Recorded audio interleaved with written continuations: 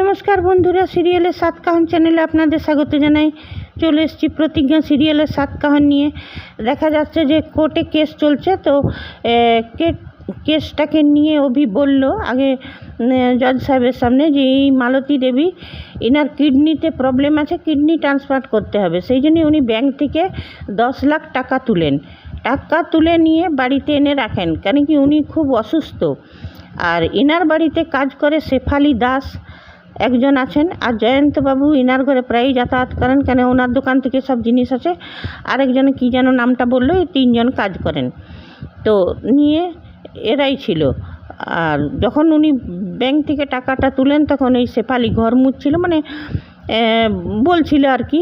নিয়ে বলছে, বুড়িমা বলছিল, আপনি বলুন মালতী দেবী, আপনি বলুন কি হয়েছিল সেদিনে যখন আপনি ব্যাংক থেকে টাকা তুলেন, তখন কেউ দেখেছিল আপনাকে? কি হয়েছিল আপনার সাথে? তো বুড়ি তো বোবা, বলতে তো পারেন না। উনি ইশারাতে বলার অনেক চেষ্টা করছিলেন। তখন যে ওই জয়ন্তের পক্ষের যে উকিল, মানে ওদের পক্ষের যে উকিল, আরোপীদের পক্ষের উকিল, সে বলছে না না, এখন তো কোনো কোর্টে সাইলেন্স ল্যাঙ্গুয়েজ পড়ার মতন কেউ নেই, তো এই কেসটাকে কিছুদিন পর করা যাবে, যখন সাইলেন্স ল্যাঙ্গুয়েজ পড়ার মতো লোক পাওয়া যাবে তবে। কেন কি উকিল সাহেব তো নিজেও বুঝতে পারছেন না ওনার কথা, আর কেউ বুঝতে পারছে না এইখানে ইতিমধ্যে।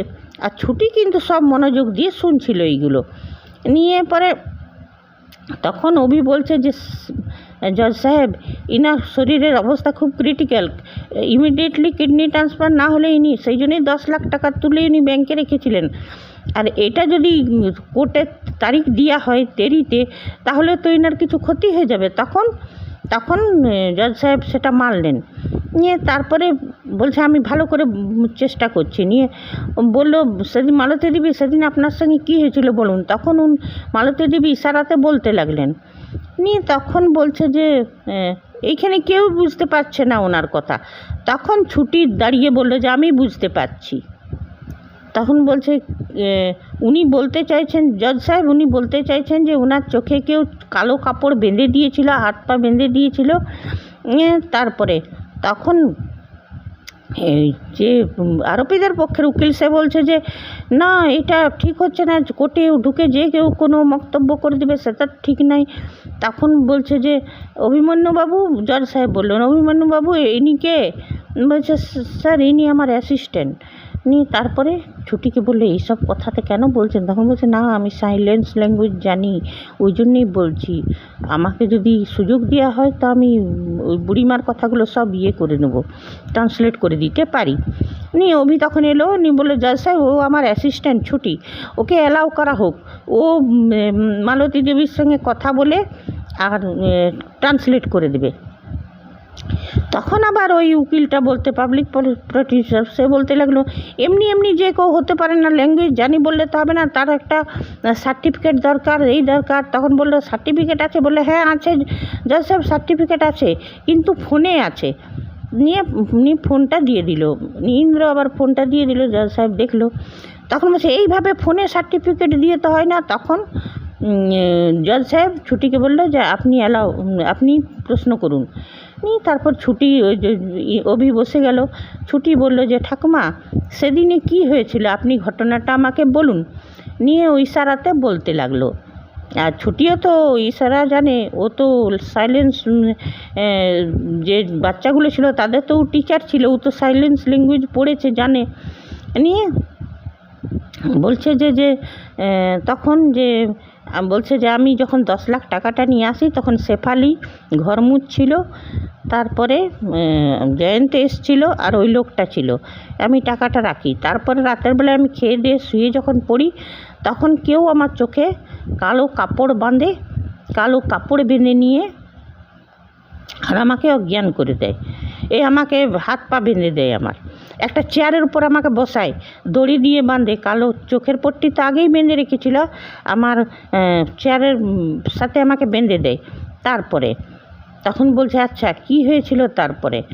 নিয়ে বলছে যে তখন আবার ওই উকিলটা বলছে জজ সাহেব এগুলো কিন্তু সময় নষ্ট, উনি তো কাউকে নিজের চোখে দেখেনি কিছু না, তাহলে কি করে বোঝা যাবে যে আরও সেই জন্যই এখন কেসটা ইয়ে করো। তখন অভিমন্যু বলল না, এটা হবে না, তাহলে মালতী দেবীর সঙ্গে অন্যায় করা হবে জজ সাহেব।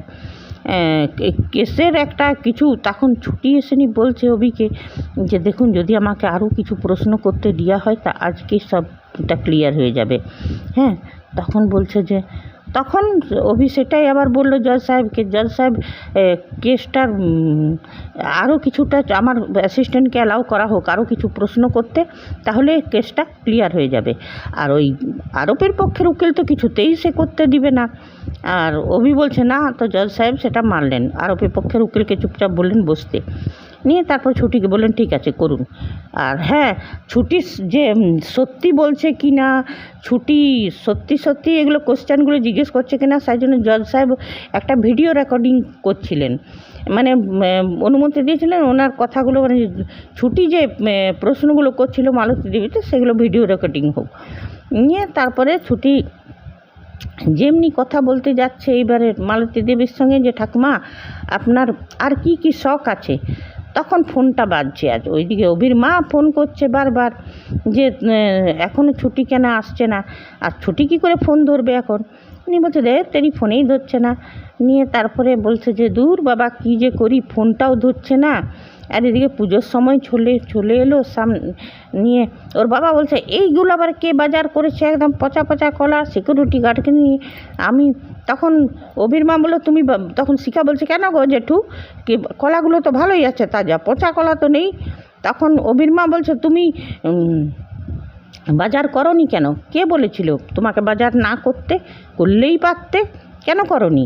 হ্যাঁ, তখন বলছে যে কেন করব। তখন বুড়ি মানে ঠাম্মি বলছে যে জয় বলে দে যে যেই মেয়েকে আমি বউ বলে মানিই না তার বিয়ে পুজোর বাজার আমি কেন করতে যাব। হ্যাঁ, নিয়ে শাশুড়ি বউয়ের ঝগড়া নেই, বলছে যে ছুটিকে কেন্দ্র করে যে আমাদের ঘরের শান্তি নষ্ট হচ্ছে, এটা কি আপনি চান মা?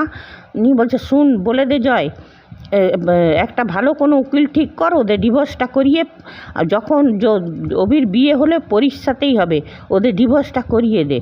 ওইটা শুনে অভির মা খুব রেগে গেল, বলছে ডিভোর্স, এই বুড়িটার তো আকালে পর্দা পড়েছে মনে হচ্ছে, এই বুড়িটা কিছুতেই বুঝতেই চাইছে না, ভালো গুণগুলো দেখতেই পায় না, এইসব বুড়ির জন্যে ঘরগুলো তছনছ হয়, এক গোঁ ধরে বসে থাকে পরিমার একটাও, বুড়িটা লক্ষ্য করছে না যে পরিমার একটাও গুণ নেই এই ঝুমকিটার মধ্যে। সে যাই হোক, এদের তো শাশুড়ি ঝগড়া, আর সেটাতে রেহান আবার কমেন্ট্রি করতে লাগলো যে এখানে শাশুড়ি বৌমার যুদ্ধ চলছে। নিয়ে ওর বাবা এসে ধমকাতে একদিকে সরে গেল। আর এইদিকে ছুটি তখন জিজ্ঞেস করছে যে ঠাকুমা আপনি কি কি খেতে ভালোবাসেন? তখন বলতে লাগলো যে মানে মাছ টাছ কী বললো, তারপর বললো ঠাকুমা আর আপনার কোনো শখ আছে? তখন বলল যে হ্যাঁ শখ আছে। তখন বলল ঠিক আছে। নিয়ে অভিমন্যুর কানে কানে এসে নিয়ে ছুটি বলল যে ঠাকুমা না যখন ওই পালাতে যাচ্ছিল ওর মুখটা স্পর্শ করেছিল, তো ঠাকুমার একটা গুণ আছে, ঠাকুমা না খুব ভালো মূর্তি বানাতে পারে, মানে ছুঁয়ে দেখেছিল তো সেইভাবেই মূর্তি বানিয়ে দেখিয়ে দেবে যে কে ছিল। তখন বলছে জজ সাহেব এইসব যারা কথা বলতে পারে না ওদের অন্য কিছু অনুভূতিটা অনেক তীক্ষ্ণ থাকে, সেই জন্যেই এইখানে ওনাকে সুযোগ করে দেয়া হোক, ওনাকে উনি খুব ভালো মাটির মূর্তি বানাতে পারেন, আর যেরকম ছুঁয়ে স্পর্শ করেন সেই রকমই হুবহু বানাতে পারেন। তখন আবার সেই উকিলটা আরোপীদের উকিলটা বলছে এইখানে এইগুলো তো সম্ভব নয় কোর্টের মধ্যে। তখন অভি বলল যে জজ সাহেব আপনি যদি অ্যালাউ করেন তো সব কোর্টের মধ্যে সম্ভব হবে।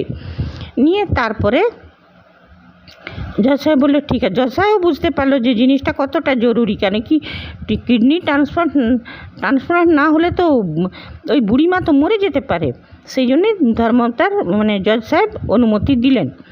নিয়ে তারপরে মাটি আনা হলো কোর্টের মধ্যে, নিয়ে মাটির পুতুল বানাতে বানাতে ওই জয়ন্তর মুখটা বানিয়ে দিল। নিয়ে দেখে নিয়ে সবারই কাছে ক্লিয়ার হয়ে গেল। তখন বলছে যে ধর্মতার বুড়িমার ঘরে যে চুরিটা হয়েছে আর যেটা সেটা এই জয়ন্তবাবু। বুড়িমা যাকে ছুঁয়েছিলেন সেই জয়ন্তবাবু। তখন জয়ন্তবাবু ভয়ে আর কী আর করবে, তখন বলছে আমি লোভে পড়ে করেছিলাম, ঠাকুমা তুমি আমাকে মাফ করে দাও, মাসিমা তুমি আমাকে মাফ করে দাও, আমি লোভে পড়ে দিয়েছিলাম। মানে এইবারে তো সব স্বীকারোক্তি হয়ে গেল। তারপরে আর কি, এবারে পাবলিক প্রডিউসারের তো মুখটা, ওই আরোপীদের যে উকিল তার তো মুখটা ছোট হয়ে গেল, আর ছুটি তো প্রমাণ করেই দিল। ইন্দ্র বলছে দেখলি কেমন জিনিয়াস মেয়ে, আজকের দিনে এই কেসটাকে দফা রফা করে দিল, একদম শেষ। নিয়ে পরে সে তো হয়ে গেল। তারপরে দেখা গেল যে ওরা কোর্টের বাইরে নিয়ে অভি বললো যে, অভিকে আবার ওর মায়ের ফোন আসছে, বলছে যে কোথায় আছো তোমরা, বলছে যে হ্যাঁ এখনই আসছে। এদিকে ছুটি, এদিকে ঝুমকি এখন বাইরে বেরোচ্ছিলো, তো ওদেরকে তিনজনাকে বলছে ও কোর্টে আসা হয়েছে, দাঁড়াও, তার মানে তো পুজোতে টাইমে পৌঁছাতেই পারবে না, দাঁড়াও। এরাই দিয়ে যা করতে কথা বলছে ওই কেসটা নিয়ে। তারপরে ছুটিকে বলছে তুমি খুব ভালো বলেছো এইসবের নিয়ে। তখন ও কী করে মাথা থেকে ক্লিপ বার করে আর ফুটো করে দিয়েছে টায়ারে গাড়ির, যাতে না ওরা পুজোর সময় তাড়াতাড়ি পৌঁছাতে পারে। নিয়ে পরে ইন্দ্র ব্যাগটা দিয়ে চলে গেল, বললে আমি যাচ্ছি। নিয়ে তারপরে দেখা গেল যে ছুটি বলে চলুন, তখন থেকে আপনার মা ফোন করে যাচ্ছে পুজোর সময় চলুন। গাড়িতে উঠতে যাবে, তখন দেখছে টায়ার পাংচার। তখন বলছে লে এবারে কি হবে। তখন ছুটিকে আবার ওর মা ফোন করছে, বলছে হ্যাঁ হ্যাঁ মা আমরা আসছি। অভি বলছে বলে দিলেন না আসছি, কী করে যাবে এবারে। বলছে আপনি ওই জানেন না সেই গাড়ির নিচে ঢুকে নিয়ে আর টায়ার সেই নাট বল্টু লাগিয়ে সব টায়ার। বলছে হ্যাঁ সে জানি, কিন্তু এত দেরি লাগবে। আর ঝুমকি দিয়ে খুব মজা পাচ্ছে যে যা বাচ্চু এইবার আজকে তো যেতে পারবি না তোরা, পুজোতে টাইমে পৌঁছাতে পারবি না। তারপর বলছে কেন, কি এমন টাইম লাগবে, আমি তো স্কুটির চাকা এমনিভাবেই। বলতে বলতে ওর মনে পড়ে গেল, তা বলছে চলুন তো চলুন চলুন। বলছে কোথায় যাবো, চলুন। রবির হাত ধরে হিড় করে ছুটি টেনে নিয়ে যাচ্ছে। এইটা দেখে ঝুমকি তারা জ্বলে পুড়ে খাক। ঝুমকি বলছে হাত ধরে একে কোথায় নিয়ে যাচ্ছে রে বাবা। আজকে তো এতটাই দেখালো, নেক্সট এপিসোডে দেখবো যে বলছে যে ওরা তো এখনও পর্যন্ত এলো না, তাহলে এক কাজ করো পরি দিদি ভাইকে বসিয়ে দাও পুজোয়। বলছে হ্যাঁ ঠাম্মি আমি তো তৈরি আছি। তা করতেই দেখা যাচ্ছে ছুটি খুব সুন্দর লাল শাড়ি পরে সেজে শঙ্খ বাজাতে বাজাতে আসছে। নিয়ে বলছে মা তুমি প্রদীপটা জ্বালাও, আমি শঙ্খ বাজাচ্ছি, এই করেই তো সংসারের মঙ্গল হয়। এই বলেই হলো। আর ঠাম্মির আর ছুটির মুখ, এই ঝুমকির মুখ তো বনে গেল এইবারে। ঠিক আছে বন্ধুরা, আজ এতটাই, আবার চলে আসবো প্রতিজ্ঞা সিরিয়ালের 7 কাহন নিয়ে। ততক্ষণে ধন্যবাদ, বাই বন্ধুরা। লাইক করবেন, কমেন্ট করবেন, সাবস্ক্রাইব করবেন।